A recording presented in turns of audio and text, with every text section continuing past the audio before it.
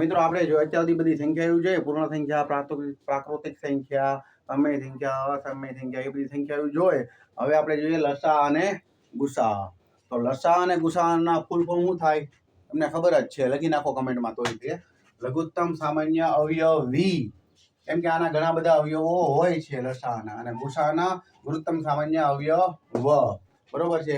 તો જેનો ગુણાંક મોટો હોય, લસાનો ગુણાંક હંમેશા મોટો હોય. અત્યારે તમને આ નહીં ખ્યાલ આવે, જ્યારે આપણે દાખલા ગણીશું ત્યારે આપણે બધી તમે ત્યાં થિયરી લખી નાખો, જ્યારે આપણે દાખલા ગણીશું ત્યારે તમને ડિટેલમાં સમજાઈ જાય, બરોબર છે. તો અત્યારે આપણે જેનો ગુણાંક મોટો હોય છે, જેનો ગુણાંક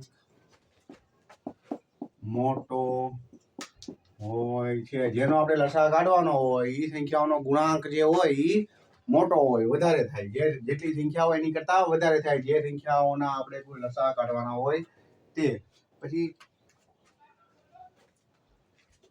લસામાં શું આવે તો કે બધા જ અવયવ, જેટલા આપણે અવયવ હોય,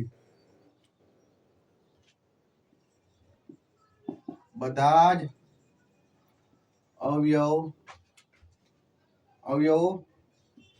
લેવાના હોય છે, અને જે મોટી ઘાત હોય ઈ લેવાની હોય છે, બરોબર છે.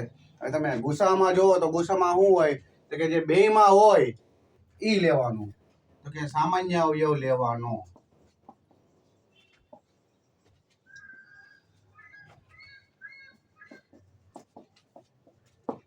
અને બીજું શું તો કે નાની, આમાં કઈ મોટી ઘાત લેવાની, તો આમાં નાની ઘાત લેવાની.